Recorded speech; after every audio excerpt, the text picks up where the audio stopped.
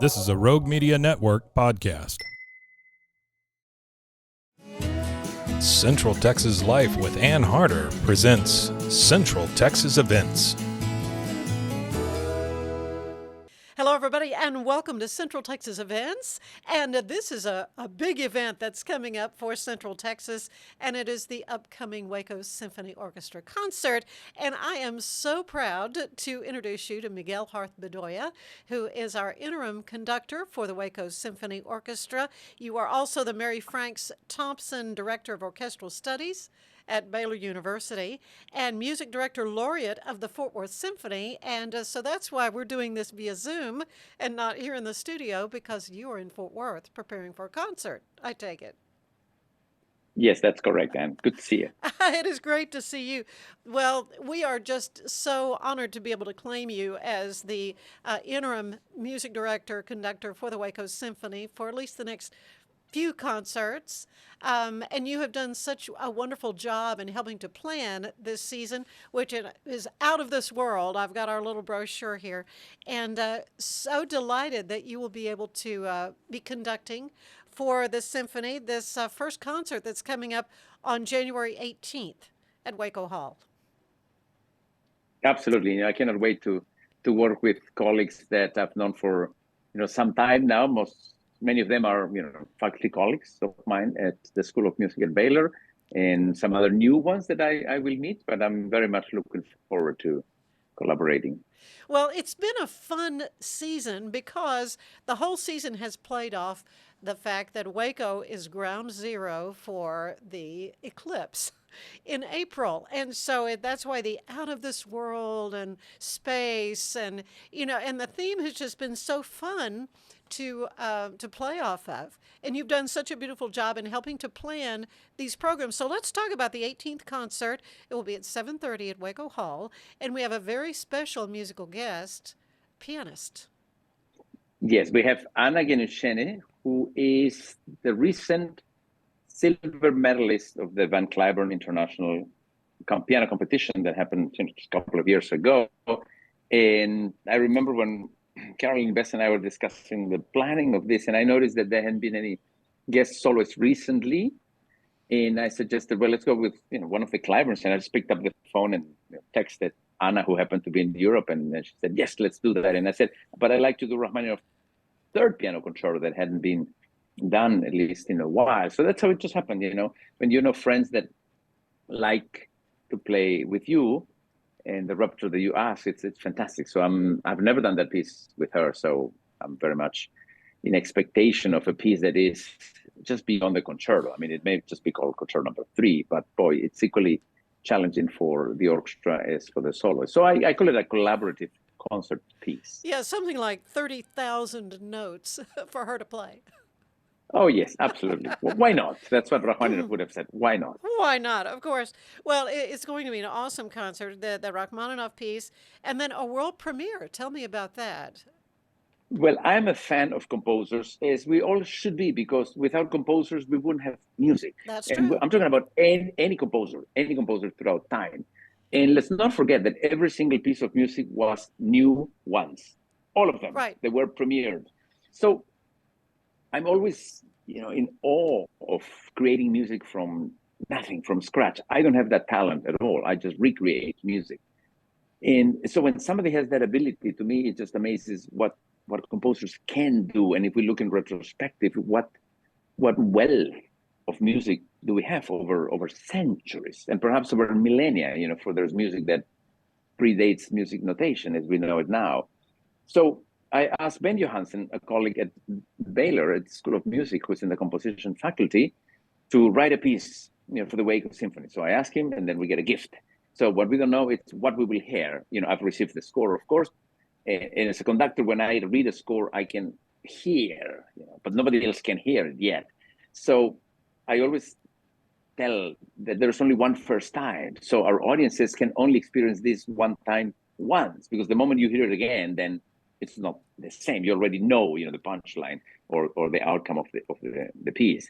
It is the same thing like in football, when you don't want to know the score, when there's a game going on. You right. Don't tell me the score. Yeah. No, because I've recorded it. And I want to have a first time watch and somebody spoils it, and tells you. So it's a little bit like that. The expectation of what is this piece about. It's very traditionally written for an orchestra, but it's also very innovative in terms of electronics, because Ben Johansen has managed to incorporate into his overall artistry the use of electronics, and in a particular way. And it's just fascinating the way I read the score. So that's all I can tell you. The piece is called Still, and it's a combination of still that it doesn't move or still in time. And I think everybody would enjoy something very unique and very new and very local to us. This is homemade, and we don't have to look, far away first. If we have great at home, let's do that. That's just awesome. And then a Beethoven piece.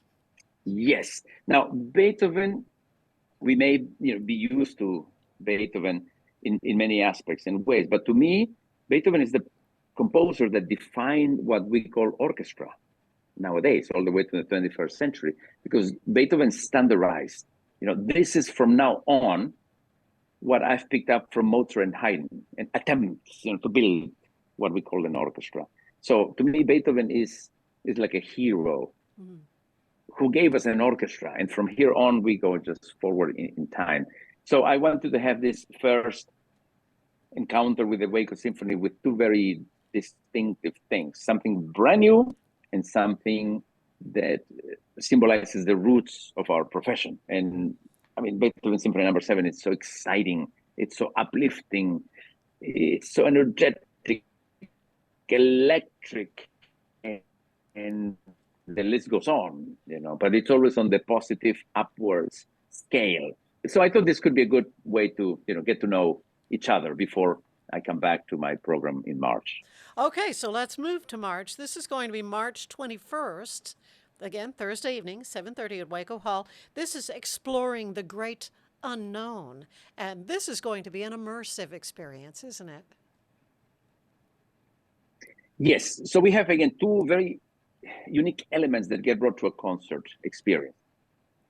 And to me, that's the whole point, a concert experience, because we can listen to music in different settings, particularly through our devices of any kind, but nothing replaces the experience that happens in the house, surrounded by people.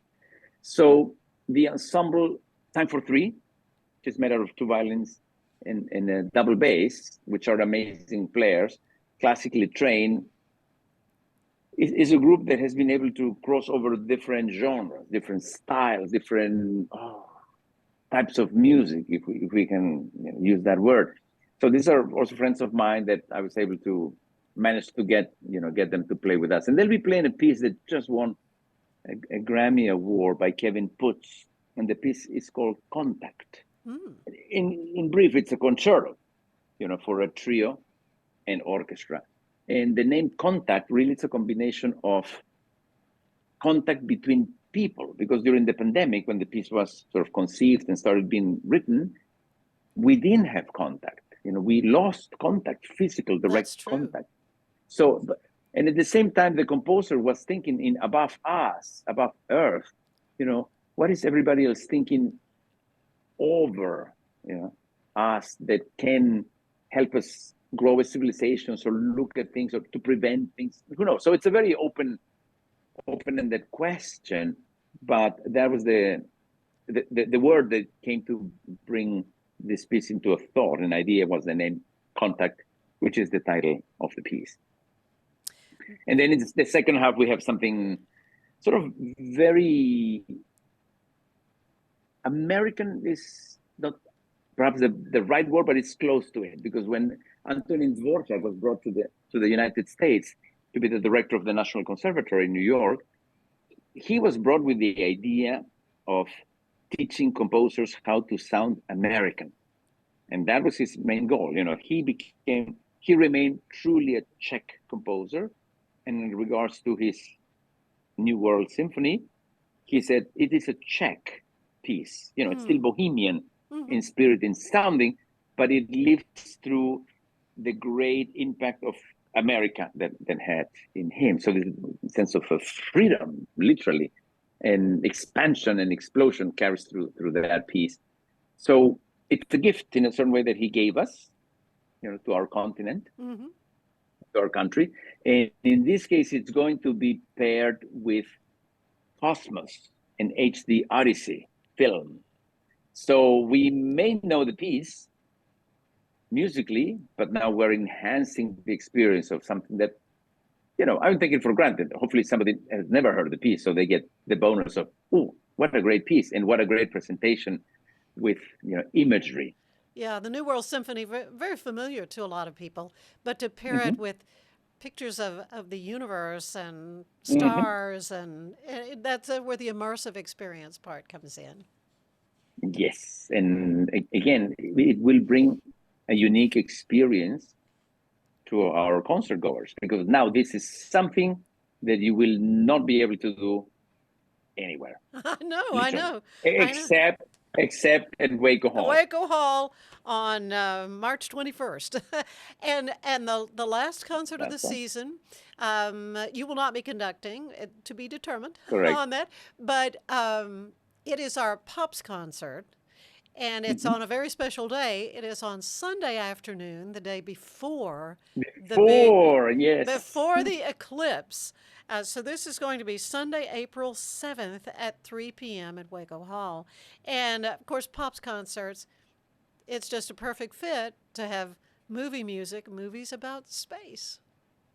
Yes.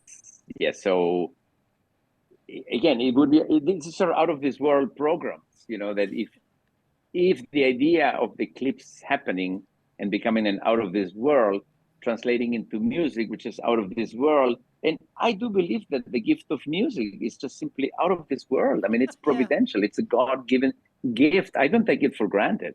But I Amen. think I am the last person that deserves any of this, because the musicians, the composers, those are really the ones that have the true gift of making music. I just Mm-hmm. have the pleasure of being in the middle of the situation, Well, and always having you're the best seat in the house. the best scene about, but you're also a very important part of the action. This is called Sci-Fi Spectacular: Sun, Moon, and Superstars, and it's just a delight to have Gary Cogill come back, who, of course, is a movie critic, and he was with us season before last, and was just a huge hit because he's so great in front of an audience and he knows so much about these movies. So he's going to, Yes. help add color, I guess, in a way Mhm. to these very familiar sci-fi movies that we've all. What are some of the films that you've selected? Well, there'll be a bit of Star Wars, Star Trek, so that we don't create the competition with the Trekkies or the Star Wars. We want to keep, there'll be a Superman in there, and something's to be announced still as we find out Ah, who will conduct this concert. And we're keeping it a bit open, mysteriously surprised. I love surprises. Yeah. This is fabulous, and we have done. I keep saying we because I'm immediate past president of the symphony board, and it's my symphony. But all of us in Waco feel that way, and I'm just looking at our brochure and these wonderful sponsors, and the community that steps up to help provide this opportunity for our musicians and for the audience to be able to enjoy this wonderful series of concerts. There is, I think, they're calling it a mini season. And all three of these concerts you can go ahead and get tickets for, or you can buy them separately for the concerts. But it's at wacosymphony.com. That's how you can order your tickets online. Well, I've taken a lot of your time, and tell me about the concert you're working on now with the Fort Worth No, Symphony. right. No, right now I'm teaching in Oh, you're Fort Worth teaching. Oh, okay. at the conducting institute. So Oh, okay. I it's got it. it's a lab orchestra where students from all across the country have come, and in the lab orchestra these are fellows, who Uh, we provide fellowships, financial fellowships for them, and there are several students from the Baylor School of Music and UNT, SMU, and TCU. So it's a great also way for them, for the orchestral players, to meet other mm-hmm. peers and work with them, in addition to working with the conductors that get guidance and coaching for me. Well, it's awesome that you're sharing your wonderful expertise with these students, and but you do conduct several other orchestras. You have all around the world, and we are just so blown away that you are a part of the Waco Symphony Orchestra for certainly in a very important part this year for this this important season. Oh, absolutely, and I am a member of the Waco community, through my position at Baylor, and I hope as time goes by, they'll continue growing and getting to know more people little by little. Well, we welcome you heartily to Central Texas, and next time come and sit here in the studio, and we're going to get into the tall weeds and really find out more about you, Miguel. But it's been wonderful to visit with you today. Thank you. That's a promise. Thank you, Anne. All right, good. Well, Miguel Harth Bedoya, who will be conducting the Waco Symphony Orchestra tomorrow. That will be on January 18th. And so, so we really want you to get tickets at wacosymphony.com. Appreciate you so much. You, Anne. Yeah. Safe travels back. Bye-bye. Cheers. And thank you for joining us for Central Texas Events. We'll see you next time. Anytime. Bye-bye.